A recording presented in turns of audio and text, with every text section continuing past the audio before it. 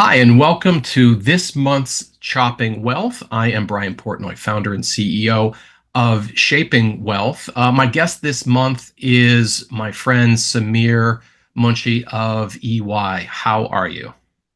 I'm doing wonderful, Bry. Great to see you. Yeah, I'm really glad you agreed to come on the show. Um, Typically, as long-term listeners would know, I kind of like just go into the deep end on something you wrote or created, and you have an unbelievable body of work. But I think it's going to be really useful for everyone to understand your career path because your title was what? Head of Behavioral Science for EY's Wealth Management Group? For our consulting group in financial services. That's right. Yeah, for financial services. Okay. But there's an interesting road to get there. Go back as far as you'd like in history and kind of give us a sense of like how did you, like many of us, get bitten by the behavioral science bug? Oh yeah, it bit me pretty hard. So I'd say I started my career very traditional business undergrad, business. Did sales for several years, and then was at Merrill Lynch just after the acquisition, doing a whole bunch of post-merger integration stuff, things you never realized existed when two large companies merge. Still didn't know what I wanted to do, so I went the MBA path at Cornell. Funny story, that's where I first learned of my affinity for the wealth management industry. So you get to business school and it's all about recruiting. Where are you going to intern the next summer so that you can get a full-time offer? So I was interviewing at all the large sort of bulge brackets to do a private bank or wealth advisor role. And then I also was looking at some of the consulting firms in financial services. Long story short, ended up at EY just about 10 years ago. I started in our wealth management strategy practice. So we're working with all of the large incumbent sort of wirehouse broker dealers back in 2015, 2016. That's a lot of digital transformation. This is when people were crazed about robo-advisors and the large institutions were deciding if this was a threat, how to respond, should you build by partner. So for me, it was a fascinating experience to be sort of in the wealth management space, but taking the view of the firm and of the advisor. And so how do we, build a digital goals-based planning tool? And then how do we redesign this experience so an advisor can sort of in a coffee shop turn their iPad over and do some light discovery?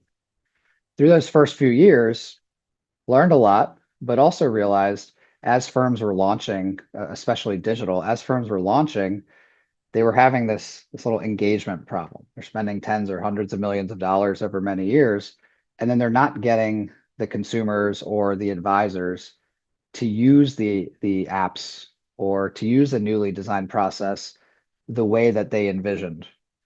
And that's when I fell, I'd say it was 5 years ago, fell into the behavioral science pit. I read everything I could, of course, spoke to everyone I could, and I think that's how I met you. Went on to do a behavioral science degree at the London School of Economics. Then for the past 3 years, have been leading our behavioral science business in consulting, which is, we're going to solve big, hairy problems in the industry. We should also take the psychological lens to understand, okay, what hidden or invisible barriers exist, and can we overcome them with some interventions we design? Okay, good. All right, we're off and running. There's a lot to that you just sort of you sort of left a pretty interesting trail of breadcrumbs to follow. So, as I was saying you before we hit record, what I love about the perspective that you bring is that there's a nice sharp delineation in your work between the supply of advice and the demand for advice. And admittedly, on the shaping wealth side of things, we're focused mostly on the supply of advice. Okay, here's advisors, they need to be trained and motivated over the course of their career, and here's some skills and mindsets and stuff.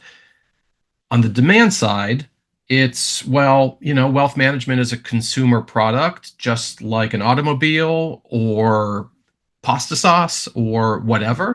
And some people buy and some people don't, and there are reasons for that. So, I mean, we're going to go back and forth between the supply and the demand side, but I think what's notable about this conversation versus many of the other chopping wealths is that the demand side, like what do people actually want, and what's really good for them be something that they choose not to do is front and center for you. So don't hate me, but I read your master's thesis.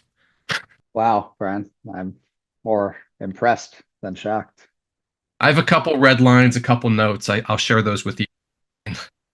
It's called, and this is at London School of Economics, right?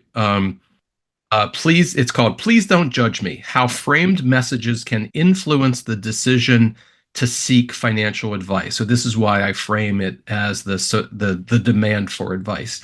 Advice is a consumer product that some people want, some people don't. Um, Tell us what you wrote about. Yeah, and reflecting on that title, maybe I should have had your opinion a few years ago here. So I'm fascinated by this domain, right? Why do some people seek advice and others not? We know, like roughly speaking, in the US, about 30% of households actually seek professional financial advice, but that doesn't mean that everyone else is not out there either on the internet, talking to friends, family, trying to understand what they should do with their money. Money is taboo, and there's been a lot written about it. But specifically, I wanted to study why do people who otherwise qualify for professional financial advice? So they meet the minimums, they would objectively benefit based on their history, maybe their asset allocation, their savings decisions. Why would someone like that not seek advice? And so when you look into the literature, right, there are some sort of known barriers. The first one is cost, perceived cost, right? And those are slightly different, and there's an important nuance, but we'll just bucket them in the same category. Another one is time. And this one, it took me a bit to understand, but now myself, sort of being in the upswing of a career, bought a house a few years ago, have a 6 year old, a 3 year old, a dog, a wife, like it's chaos. And so I'm starting to understand that time one a lot for folks that maybe are in my stage of life that would benefit from a professional advisor. Those are a little bit tougher to change. They're structural, right? What are the psychological barriers? Why might you not seek advice? Well, we know trust is the number one barrier. There has been some work done around that, and we can talk a whole bunch about trust if we have time. We will. We will. Good. The second most prevalent psychological barrier is a concept called financial advisor anxiety. And this was new to me.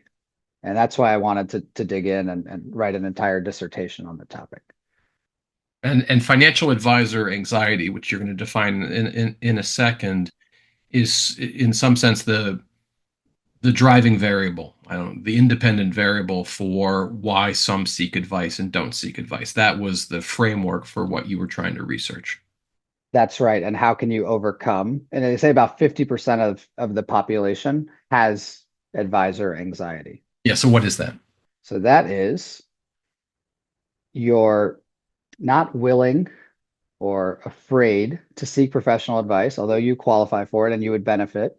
You don't seek the advice because of two reasons. One is a disclosure anxiety. So you don't want to reveal your past financial decisions. That could be maybe you made some crypto investments. Maybe you aren't saving at all for retirement. You're spending everything. So you don't want to go to a professional who has to kind of look under the hood to give you a guidance or advice.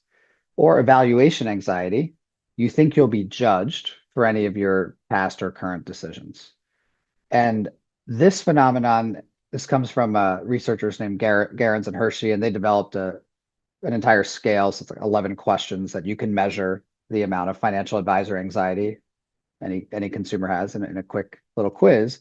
But they drove that scale from the medical literature, a phenomenon called doctor-patient anxiety. So very similar. You might have an ailment, something's hurting, you're bruised, you know something's wrong, but you don't go to a doctor because you don't want to disclose a part of your body, or you don't want to be evaluated for your lifestyle, maybe your eating choices, your workout routine or lack thereof, drinking, smoking, etc.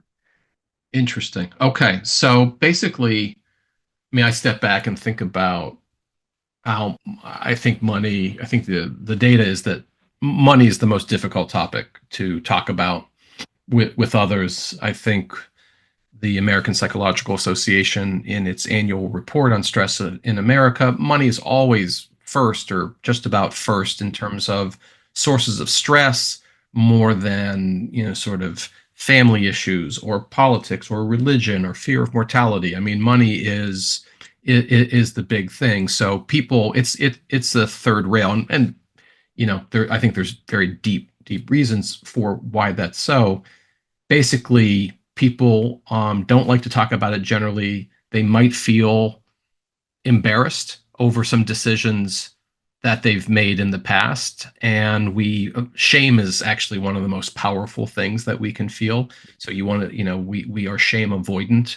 Um, and then beyond that, actually going through the process and having someone judge you is like deeply uncomfortable. That that's exactly right. And I think you hit on an interesting point in that we know we know from data that people are more stressed about finances than ever, right? And there's this whole other topic we can talk about, the sort of marketing craze of financial wellness the past decade, which kind of come and gone.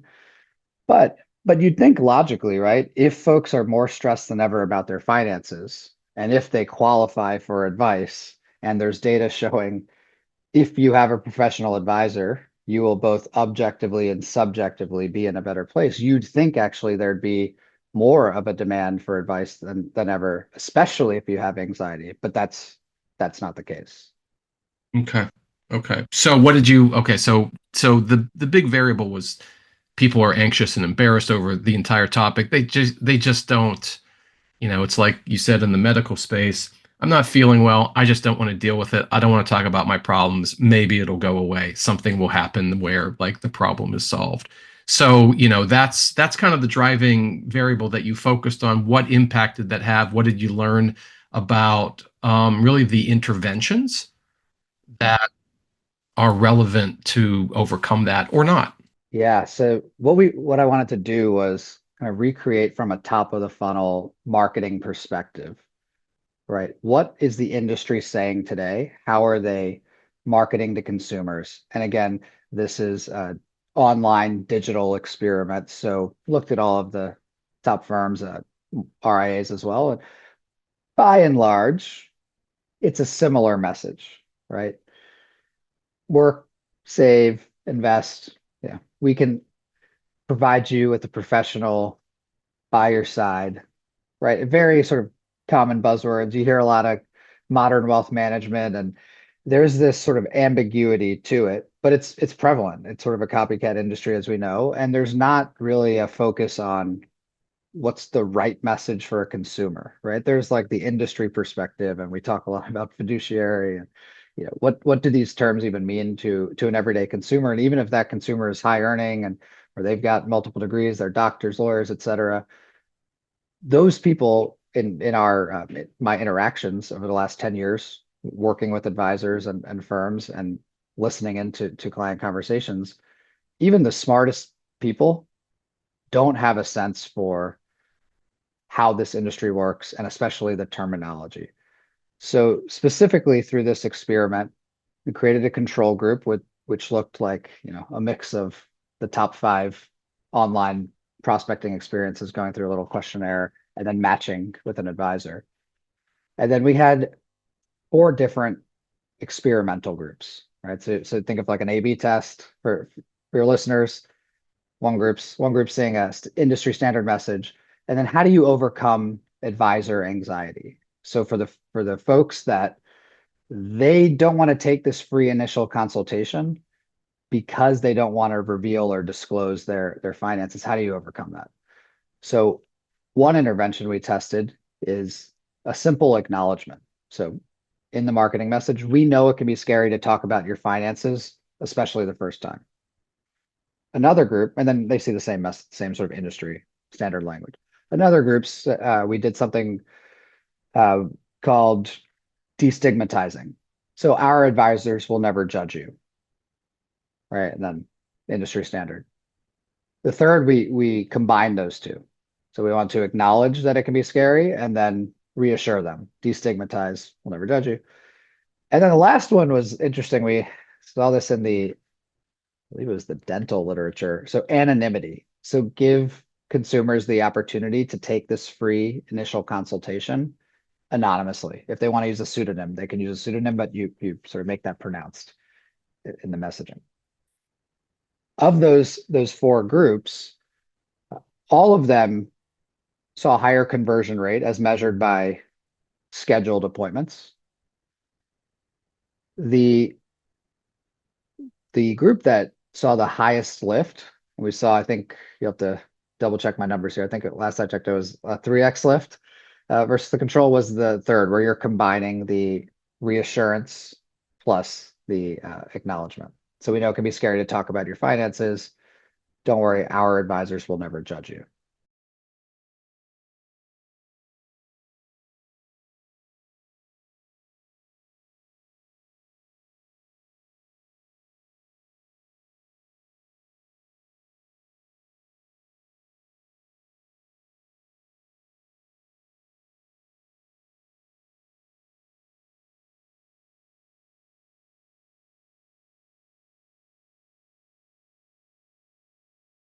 It is in this case, it can be that simple. And I don't want to say it's always that simple in different contexts. But here, top of funnel, you have people's attention for a few seconds.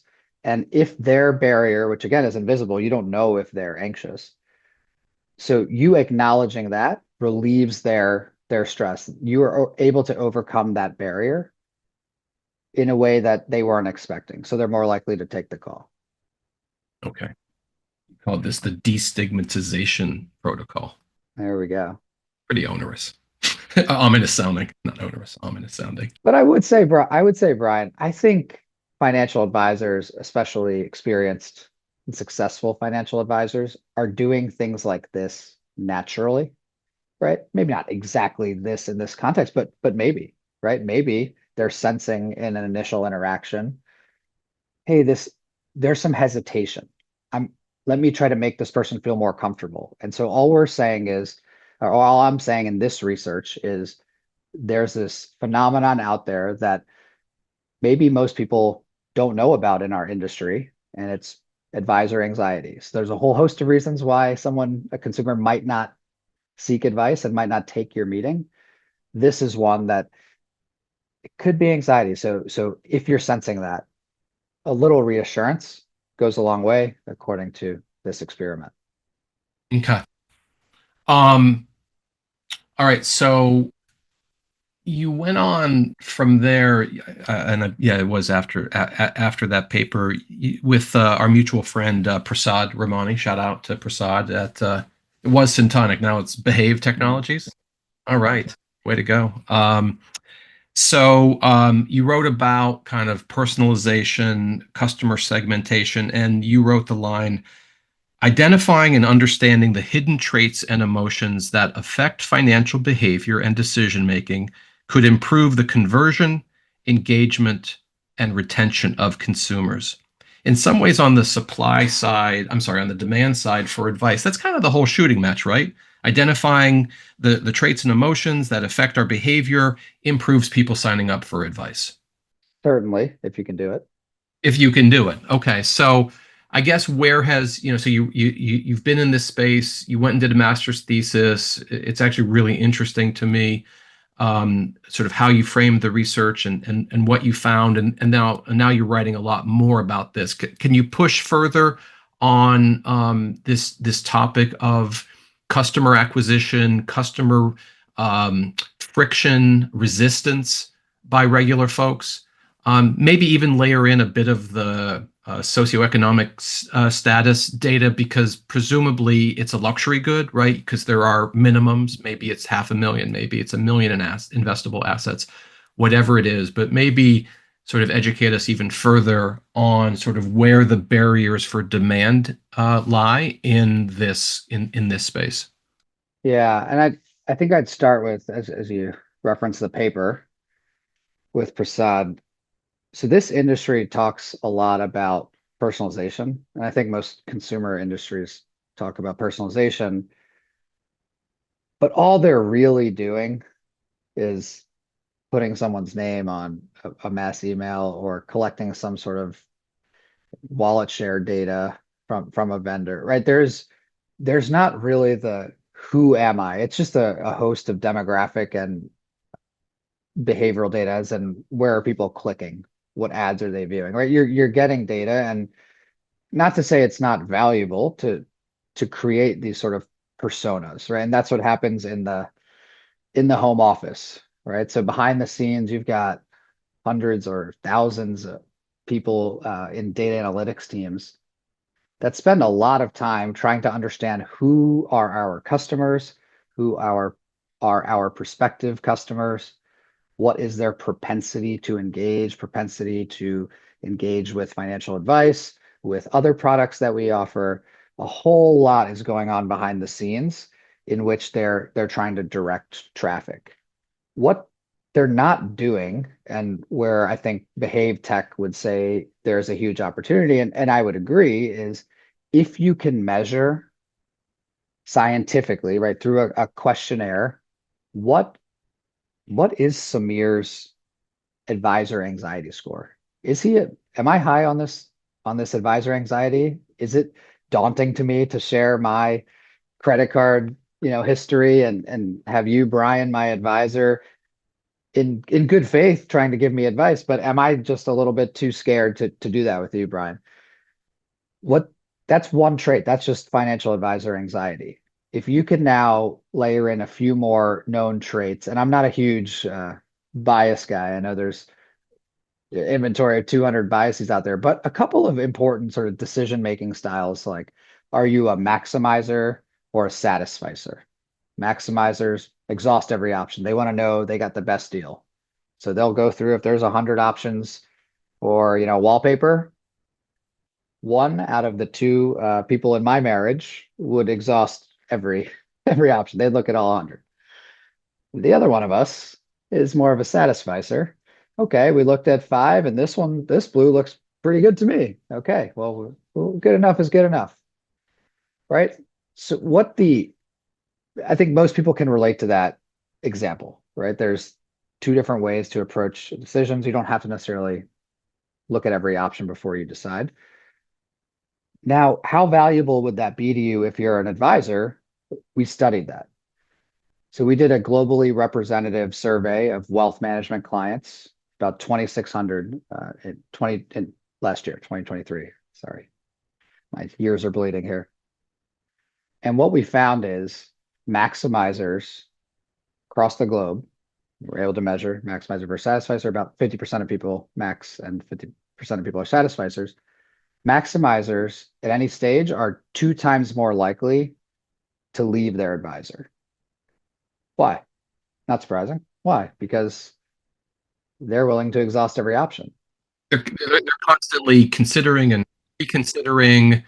And am I getting the best investment choices? Am I getting better performance? Wait a minute. I talked to my, cousin Ed or my neighbor Joe, and boy, they did better. So versus someone who's like, you know what? I don't care if you got more or better. Where I'm with my guy or my gal, and they're fine.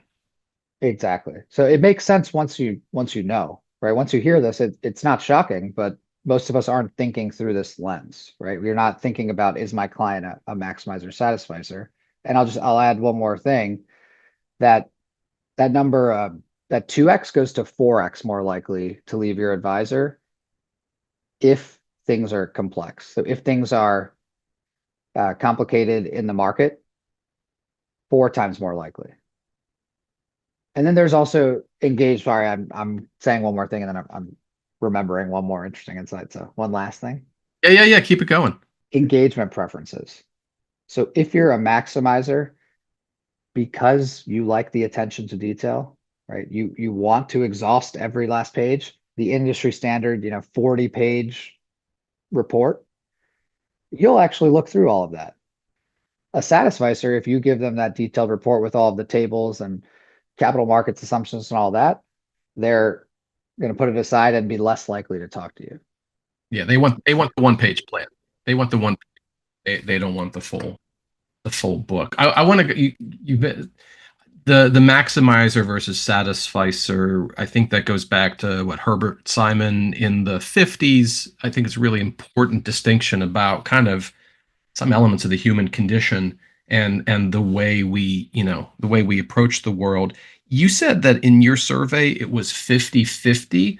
Did you calibrate the scale to make it 50-50, or is that the actual? Because I don't know why my null hypothesis would be that there's more satisficers than maximizers. That's partly projection because I'm very much a satisficer, and I probably think that there are people like me. But is it's actually a 50-50 split in what you found. Yeah, and it was just about 50-50. It was close to 50-50, but that's we did not calibrate the survey, and according to the folks that behave, that's generally what they find in their millions of data points. Can you comment more broadly on psychological profiling? It's a big topic, and there's a lot of folks out there who lean into these sorts of surveys and technologies. And I actually think the maximizer versus satisficer sort of toggle is one of the more interesting one that's out there. But you've also seen like these archetypes. Oh, he's a farmer, she's an astronaut, he's an attorney, she's an engineer. Like you've got or a red versus a blue versus a 9 versus a 7.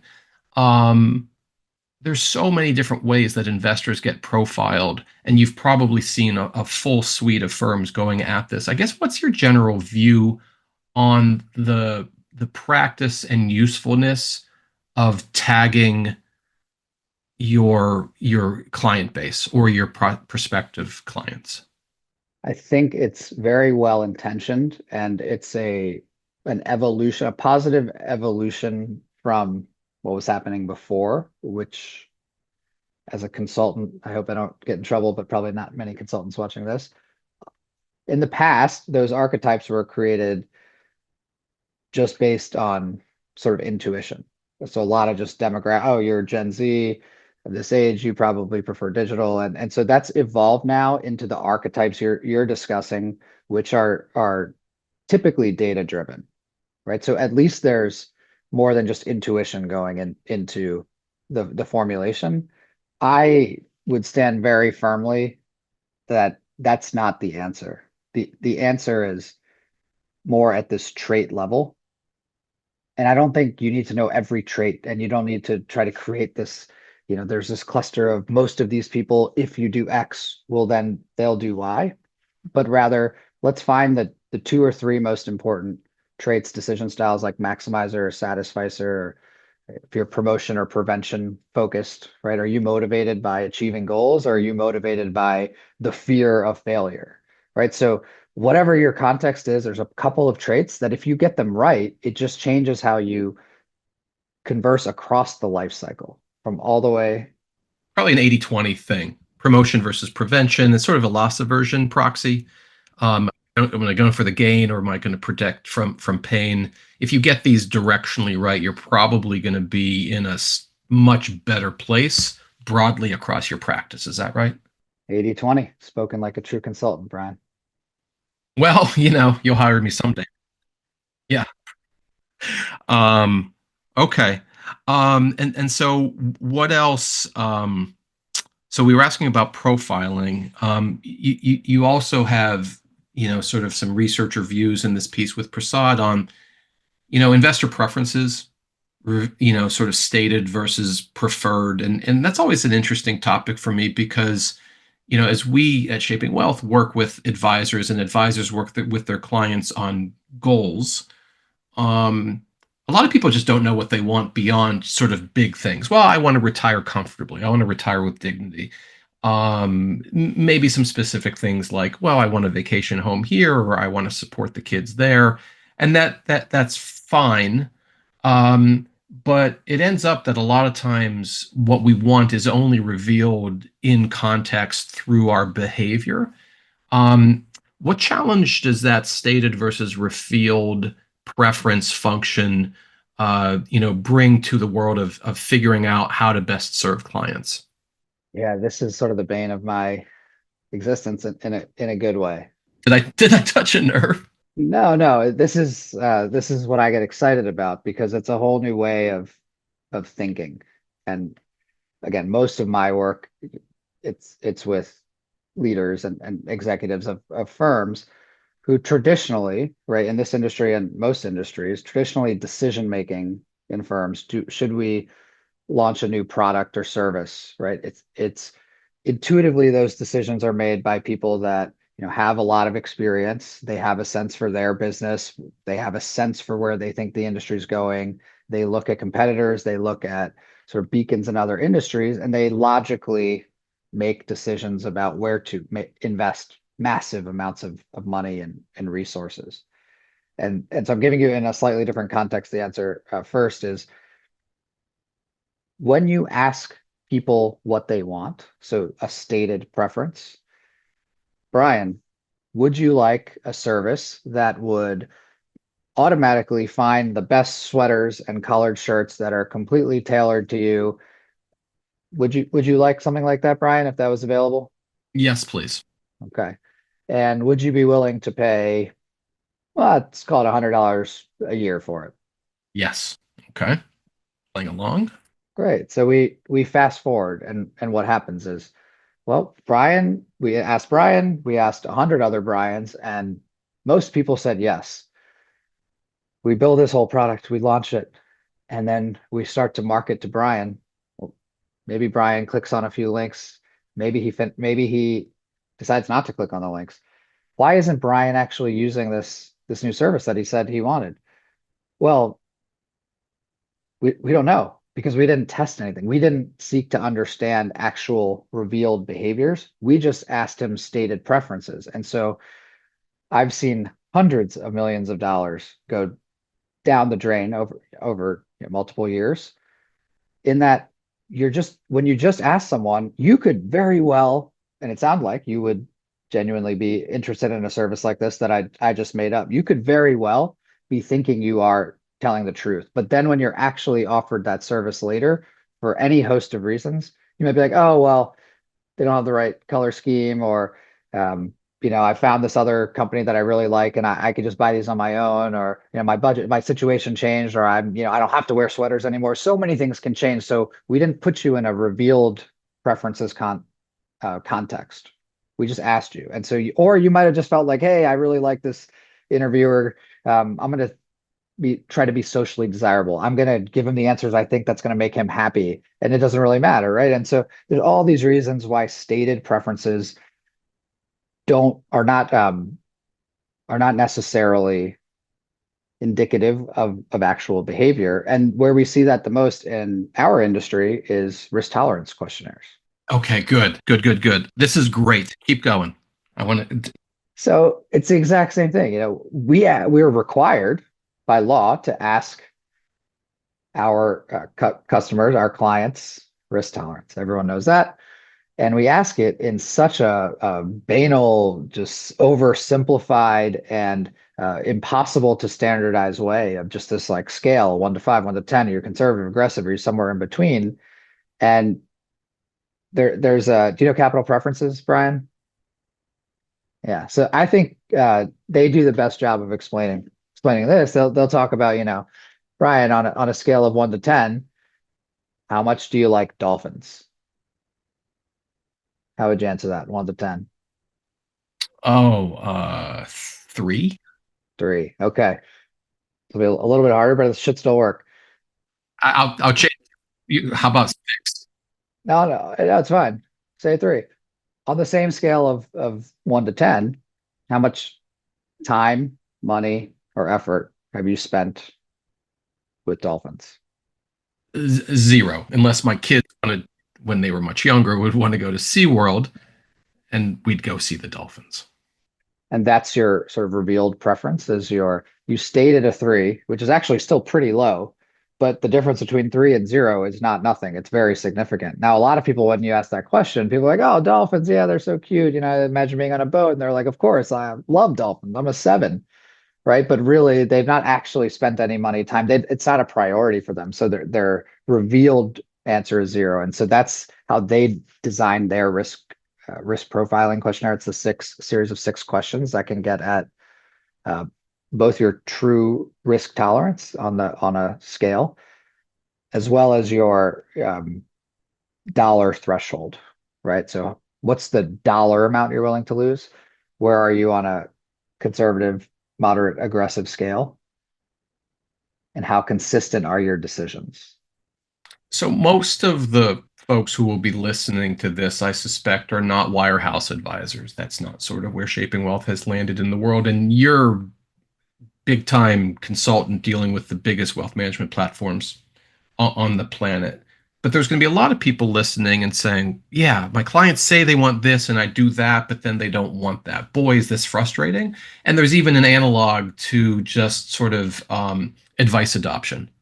Okay, this is what we've planned for, and they've signed off literally or figuratively. This is the plan. And then they put it in a drawer and they don't do anything that they're supposed to.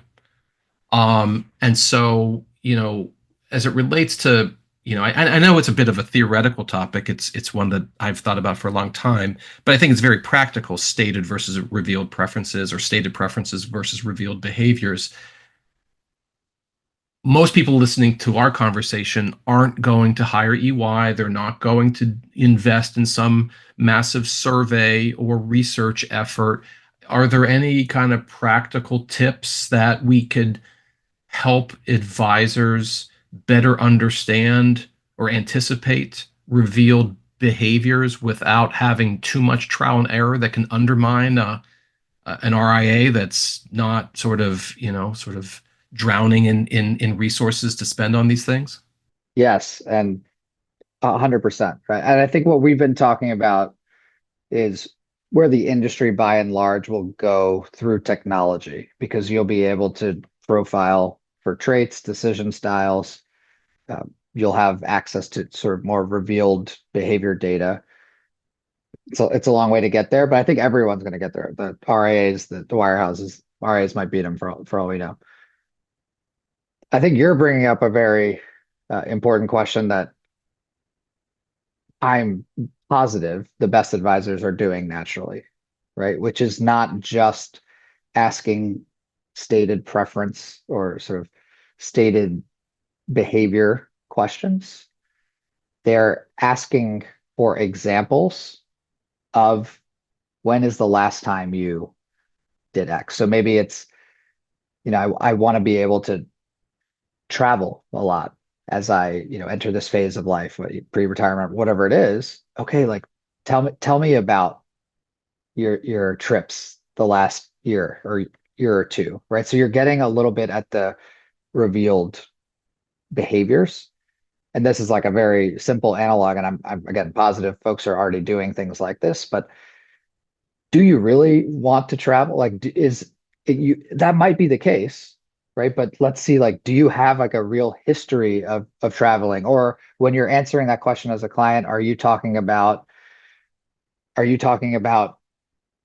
these opportunities you had to travel and you turned down, right? Because of the money, right? That's revealing what's actually going on in their mind. And so you can take that sort of same example and put it into many different contexts in an advisor client relationship. Just try to probe it, not sort of what will you do, but like tell me about what you have done. And on the premise that there's sort of some kind of inertia. So if this is the way you've been and these are the things that you've liked to do and are doing, there's a decent chance that that's the direction that you're going to head. So the advisor sort of kind of dovetails with where they're already going rather than some sharp course correction, which would contradict the way that they've conducted themselves. I think it's additional data points and information. Of course, we're going to take sort of what a client says at face value if they do have certain goals, but just probing one level deeper to at worst give yourself assurance or confidence that hey, this client really wants what they say they want.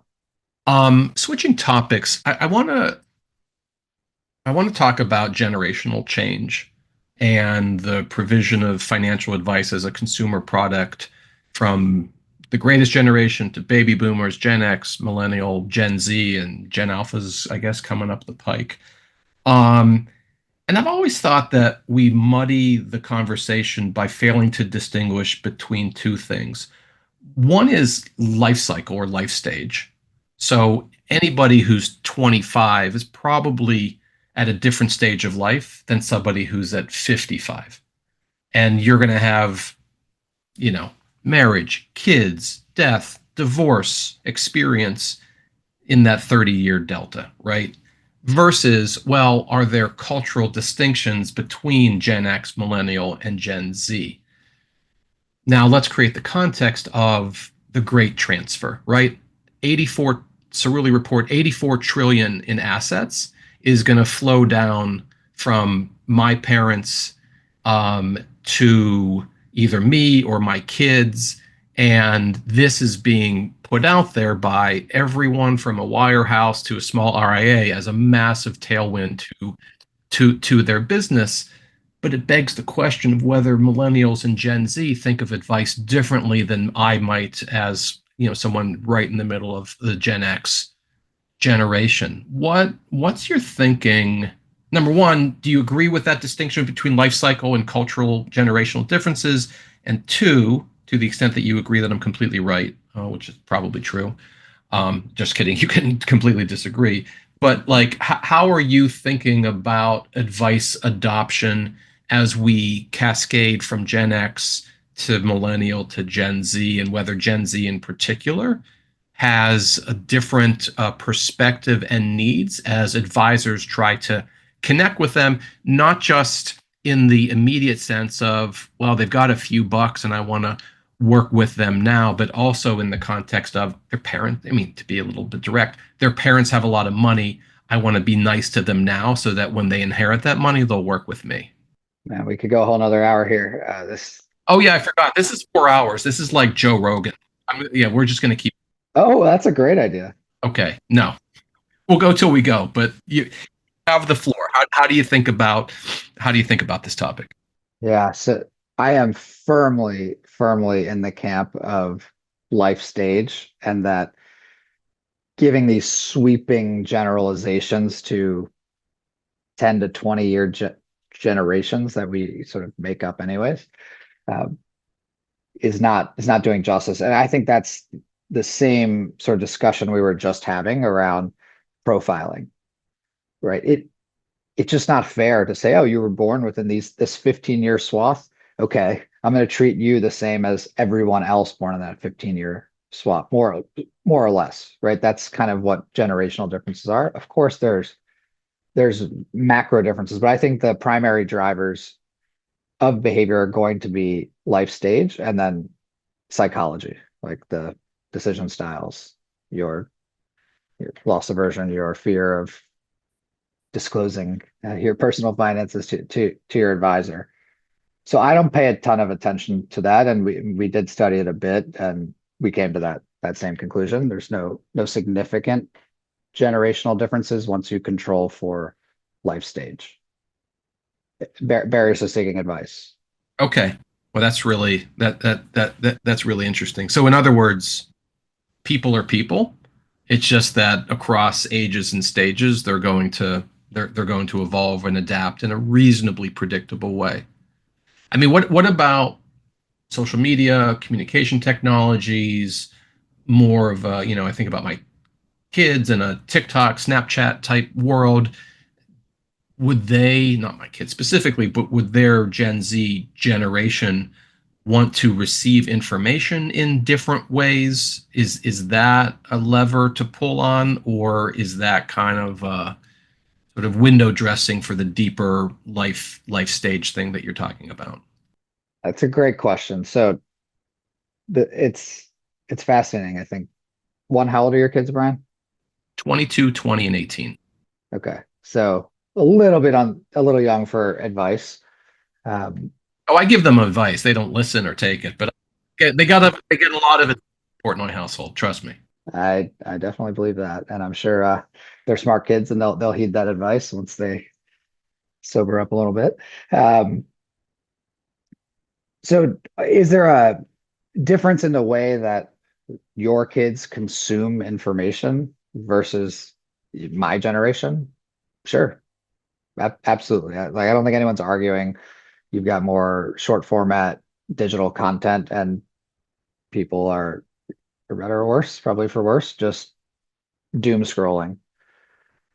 Now, the question I was going to ask if your kids are a little older is, do they have a financial advisor or do they use a sort of digital financial advice tool?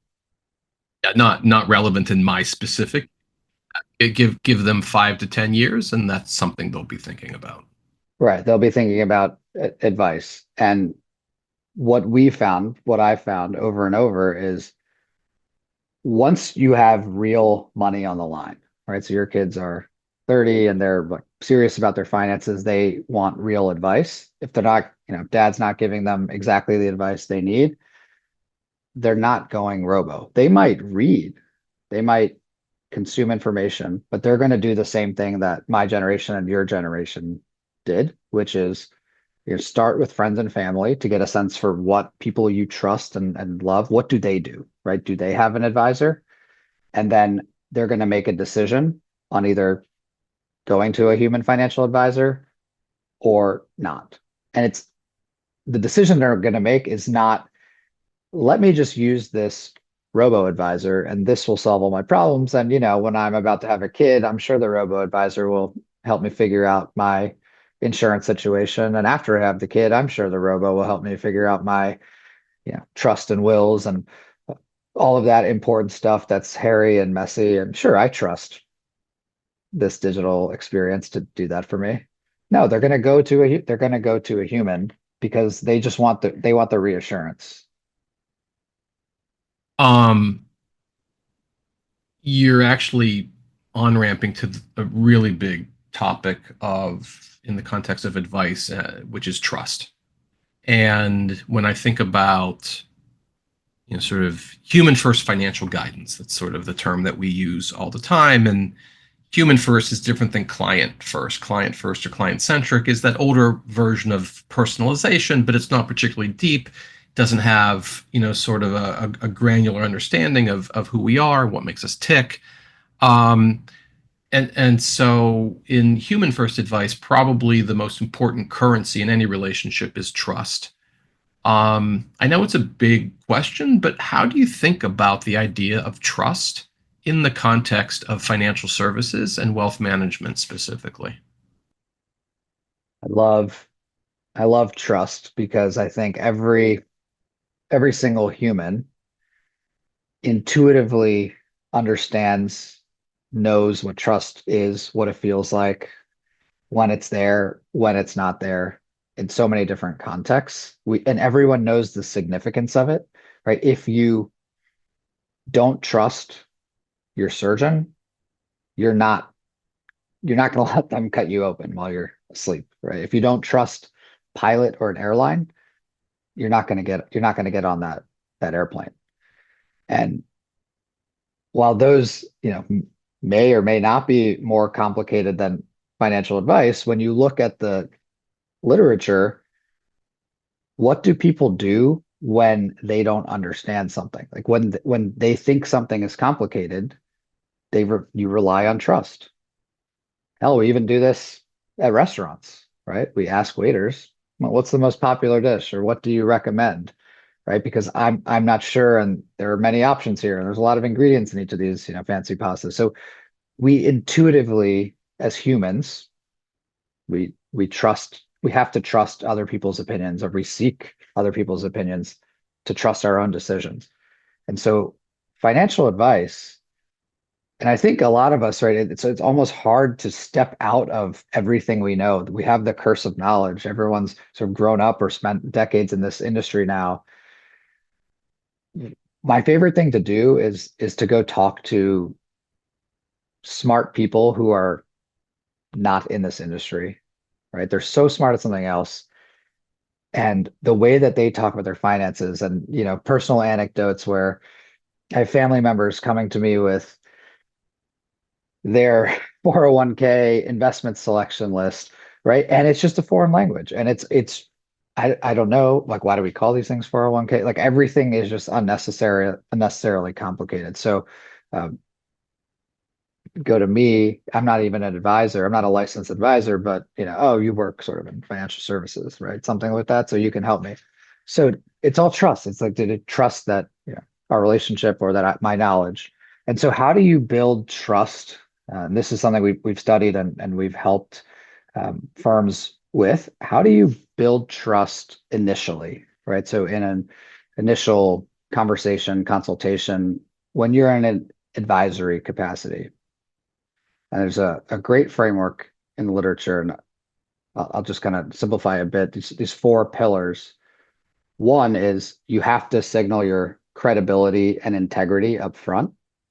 So people need to know your expertise, years of experience, your specific knowledge area, and um, that you're transparent, that you don't have conflicts. So this is where we actually use the term fiduciary a lot, which is good, but we just need a better way of articulating that there's we have their best interest in mind. So you have to signal that credibility and integrity. Then you need to be clear on the process, right? So consumers, humans, we don't like uncertainty. And I don't want to go to like the Domino's pizza tracker or, what Uber did, but they solve for the uncertainty of when am I getting my taxi or my food?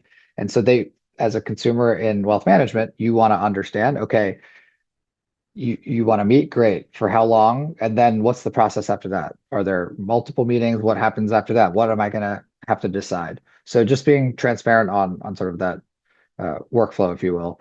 The third is once you get to a decision point. So now is when you've presented a plan, maybe some allocation options. You're giving the autonomy back to the consumer, back to the client. So here are your options. Maybe I have a recommendation, but here's the trade-off. Now you, Mr. and Mrs. Client, can make the decision. And four is a bit of a like horizontal, just demonstrating benevolence and empathy. So can you adjust to people's styles? And this is probably more relatable, to the broader world, not just this industry. But do I think you're empathetic enough that I trust you?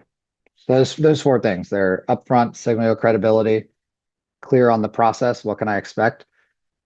Give me the autonomy with the options, right? Tell me the trade-offs, be transparent. I want to know the cons also for each option. And then four, that you're empathetic throughout.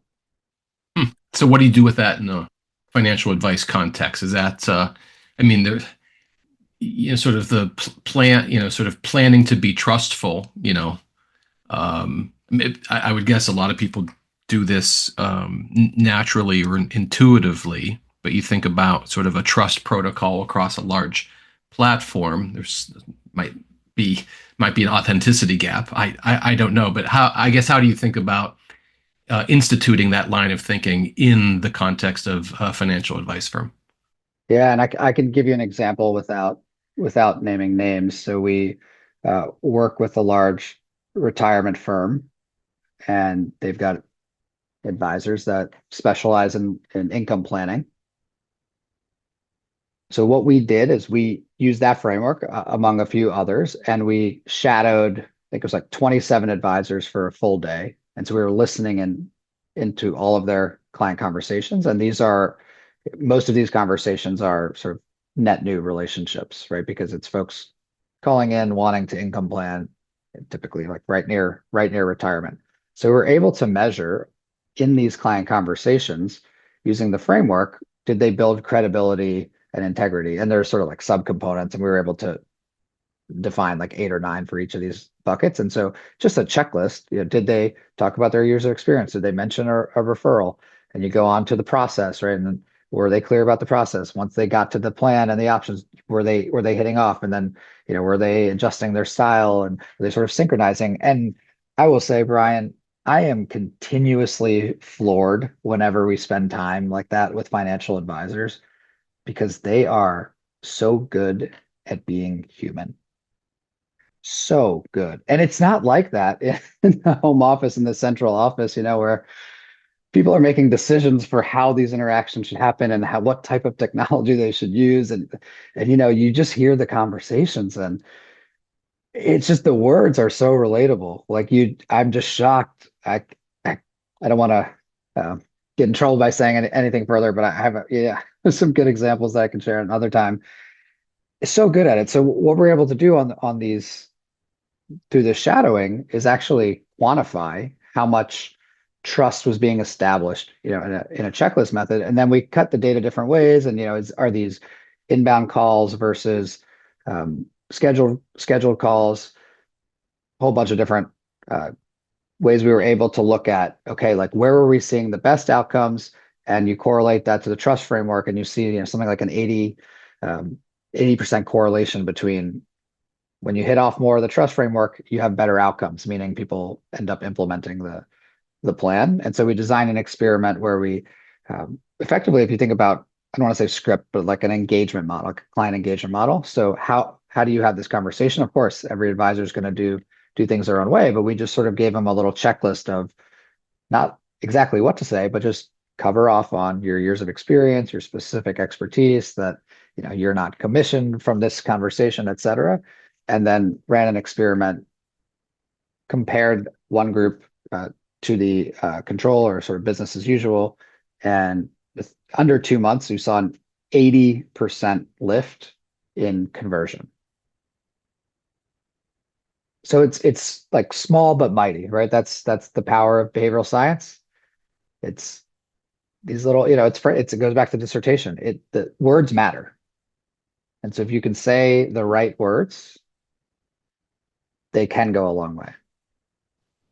Um, Believe it or not, almost at the top of the hour. I don't want to abuse your time. I have more questions now than what I started with, but I'm going to wrap up with one, which is you are king for the day or for the year, and you have unlimited resources in terms of solving the most fascinating and impactful behavioral questions that you can imagine that you've seen. What would you dive into? Ooh, unlimited resources. I'd even be your research assistant if you asked nicely. I can't help but say the intersection of advice and AI. Okay. We haven't Like, even, it's, we're almost contractually obligated to talk about AI in every single conversation. In some ways, I wanted to steer away from it because the core behavioral science is so interesting. But actually, this is a perfect cherry on the sundae. What would you specifically want to investigate? the research we've done so far, and I think a lot of folks would agree, is AI, just like robo advisors didn't replace human advisors, AI advisors are not going to replace human advisors. The difference is AI is going to completely change the day-to-day of a human advisor, because so many of your maintenance tasks, your call notes, agendas, even updating planning, all of that stuff, sooner than later, meeting scheduling, all of that is just gonna free up your time. And look, I think to a large degree at the large firms, even the investment decision making, the allocations, investment selections, all of that is just that. I don't want to say automated, but it's going to be more efficient. And so now, kind of, what is the role of this next generation of advisors that has the benefit of the AI working for them? That's what I'd love to study, because again, I've spent a lot of time with advisors and their talents are just so obvious. I've also seen these advisors just have to get through painful compliance and supervision, these forms and just notes and templates and 8 different systems and copying and pasting, right? So now you free up all that time. The advisor gets to go be a human. They can go, whether it's more prospecting, it's deepening relationships throughout, it's building the next gen relationships. To me, that's where I'd invest my unlimited resources. Well, I like that story. Benefits me. That's my stance. I stick with that. That's great. That's great. All right, Samir, this is every bit as good as I hoped it would be. Um, I don't know. I mean, you work for EY, massive elite shop. Is there a way? A lot of people listening to this are now going to want to track your thoughts and your research. Is there any systematic way for people to be in touch with you, with your division that you run, so that they can stay on top of all of your insights? I think as of now, LinkedIn is the best way. and feel free to shoot a note. Always happy to have conversations. Okay, awesome. Well, thank you, sir. I really appreciate it. Thank you, Brian. Really, really enjoyed this. Okay, good. All right, take care. You too. Bye bye.